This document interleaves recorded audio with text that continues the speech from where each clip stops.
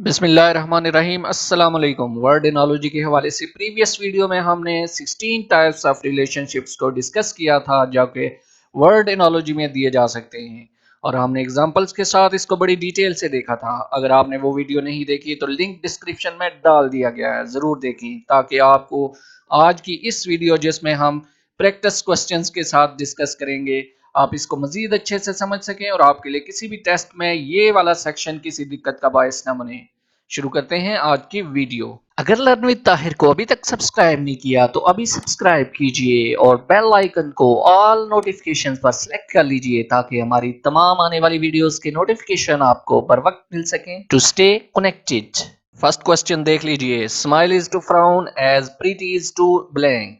सबसे पहले आप क्वेश्चन वाले पार्ट को भूल जाएं और दिए गए रिलेशनशिप पर गौर करना है आपने। स्माइल इज टू फ्राउन में क्या रिलेशनशिप है? स्माइल का मानी आपको मालूम है मुस्कुराना और फ्राउन का मानी शदीद गुस्सा, यानी ये दोनों एक दूसरे का मुतजाद यानी एंटोनाइम है। अब आप क्वेश्चन वाले हिस्से में जो वर्ड आपको दिया गया है इसका एंटोनाइम तलाश करेंगे। अगर तो आपको डायरेक्टली मालूम है कि दिए गए वर्ड का एंटोनाइम क्या है तो चूज कर लें, ताहम अगर आपको मालूम नहीं तो आप क्या करेंगे, एलिमिनेशन टेक्निक का इस्तेमाल करेंगे।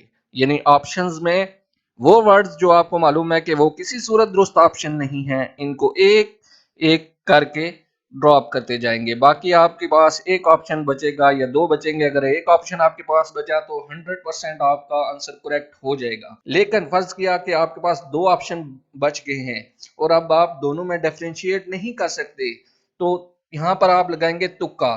लेकिन आपके पास दो ऑप्शन बचे हैं, अब आपके जो करेक्ट आंसर होने के चांसेस हैं वो फिर भी 50% हैं कि आपका आंसर करेक्ट हो जाएगा।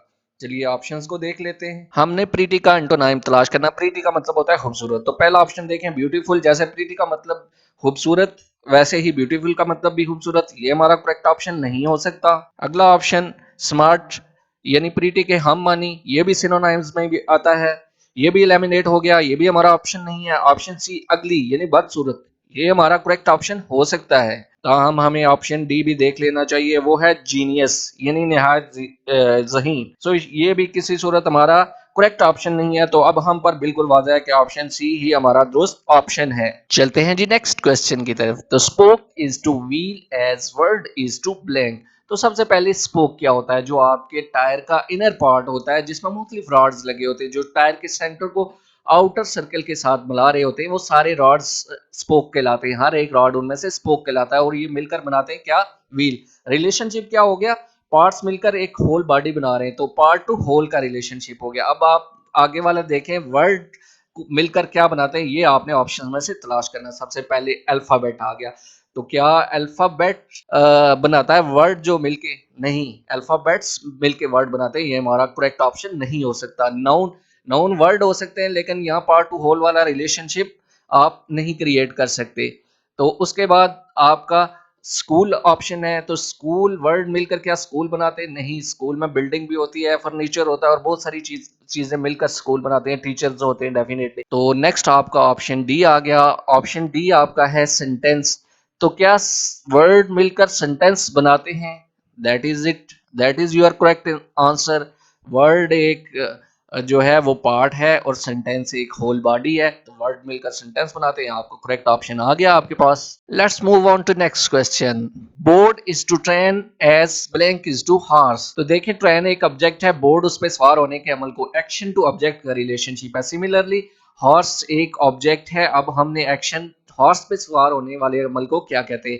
ऑप्शन ए स्टेबल यानी अस्तबल, नहीं कोई रिलेशन नहीं है। शू का तल्लक हॉर्स फुट के साथ है, इसका कोई तल्लक नहीं है। माउंट, माउंट कहते हैं हॉर्स पे सवार होने के अमल को, और राइड कहते हैं जो जब हम सवार हो जाते हैं तो हॉर्स राइडिंग कहते हैं वो। लेकिन हमने देखना है वहां पे ट्रेन में हम सवार हो रहे थे, उस अमल को बोर्ड इज टू ट्रेन कहा था, तो यहाँ पे माउंट इज टू हॉर्स आ जाएगा हमारा correct option. Next question. Orange is to citrus as sun is to blank. तो ऑरेंज एक फ्रूट की टाइप है, किस कैटेगरी में आता है? सिट्रस फ्रूट कैटेगरी में, उसमें मुख्तलिफ किस्म के फ्रूट्स आ जाते हैं। इसी तरह हमने देखना है सन किस कैटेगरी में फॉल करता है। सन इज टू हॉट नहीं होगा ये, न्यूक्लियर को सिस्टम होता है जी, बिल्कुल निज़ाम शमसी एक है जिसमें सन एग्जिस्ट कर सकता है, ये हमारा करेक्ट ऑप्शन हो सकता है। लेकिन आगे वाले ऑप्शंस को भी देख लें, मून इसके उससे कोई रिलेशन नहीं है। बिग सन डेफिनेटली बिग होता है, लेकिन हमारा जो करेक्ट ऑप्शन है वो न्यूक्लियर है, कि सन न्यूक्लियर सिस्टम का हिस्सा होता है। Let's move on to our next practice question, that is flexible is to rigid as confidence is to blank. तो फ्लेक्सिबल किसी ऐसी चीज को कहते हैं जो लचकदार हो, जिसकी हैत आप आसानी से तब्दील कर सकते हो, हैत या शेप आप आसानी से उसमें कोई चेंजिंग ला सकते हो। रिजिड इसका अपोजिट होता है, ऐसी चीज जिसको आप आसानी से उसकी हालत उसकी शेप तब्दील ना कर सकते। तो अब ऑप्शन में हमने कॉन्फिडेंस का एंटोनिम तलाश करना है, तो ऑप्शंस देखते हैं। ऑप्शन ए है क्वार्डिस, इसका मतलब होता है बुजदिली, और ये इसका अपोजिट नहीं है। इनडिफरेंस, इसका मतलब होता है बेइज्जती, किसी चीज से आप लातल्की जाहिर करते हैं। ऑप्शन सी है जी आपका स्केयर, जिसका मतलब होता है डर या खौफ, और ये भी आपका करेक्ट ऑप्शन नहीं है। तो एक ही ऑप्शन आपके पास बचा डिफिडेंस, जिसका मतलब होता है बदएतमादी या एतमाद की कमी। अगला क्वेश्चन देखिए जी, scissors is to cloth as razor is to blank. तो सीजर्स क्या है? एक टूल है। क्लॉथ क्या है? ऑब्जेक्ट जिसको काटने के लिए ये टूल इस्तेमाल किया जाता है, यानी रिलेशनशिप क्या हुआ? Tool to object. और रेजर ये भी एक टूल है, किस ऑब्जेक्ट पे इस्तेमाल किया जाता है अब आपने ये देखना है। ऑब्जेक्ट, क्योंकि आप टूल टू ऑब्जेक्ट रिलेशनशिप देख रहे हैं। तो ए कट, कट एक वर्ब है, ये आपका ऑप्शन नहीं हो सकता। हैंड, हाथ काटने के लिए क्या रेजर को इस्तेमाल किया जाता है? No definitely. हेयर एक ऑब्जेक्ट है, क्या हेयर काटने के लिए रेजर को इस्तेमाल किया जाता है? Definitely yes. I next option है, वो नहीं हो सकता। तो हेयर ही आपका राइट ऑप्शन है। ये रेजर टूल है, हेयर ऑब्जेक्ट है जिसपे ये इस्तेमाल किया जाता है। नेक्स्ट क्वेश्चन देखिए जी, dog is to rabies as mosquito is to blank. Dog एक सब्जेक्ट है, और डॉग के काटने से आपको पता है रेबीज होता है। यहाँ पे subject performing an action and affect relationship है। तो डॉग के काटने से रेबीज होता है, मॉस्किटो के काटने से क्या होता है, ये हमने ऑप्शंस में देखना है। ऑप्शन ए है प्लेग, तो ये एक बैक्टीरियल डिजीज है, ये मॉस्किटो से काटने से नहीं होता। डेथ, ये भी हमारा मतलब हमने कोई बीमारी तलाश करनी है, तो डेथ हमारा ऑप्शन नहीं हो सकता। फीवर, बुखार, क्या मॉस्किटो के काटने से होता है? नो। मलेरिया, ऑप्शन डी, ये हमारा करेक्ट ऑप्शन है। मलेरिया होता है मॉस्किटो की काटने से। नेक्स्ट है जी, odometer is to distance as thermometer is to blank. तो ओडोमीटर को आप डिवाइस या टूल कह लीजिए, और डिस्टेंस मापने के लिए इस्तेमाल किया जाता है। तो डिवाइस एंड इट्स यूजेज का रिलेशनशिप है। तो थर्मामीटर को किस मकसद के लिए इस्तेमाल किया जाता है? लेंथ मापने के लिए नहीं, इसके लिए मीटर और डिफरेंट ऑप्शंस होते हैं। डेप्थ मापने के लिए नो। टेम्परेचर मापने के लिए यस एग्जैक्टली, थर्मोमीटर को इस्तेमाल किया जाता है टेम्परेचर मापने के लिए, ये इसका यूजेज है और आपका करेक्ट ऑप्शन है।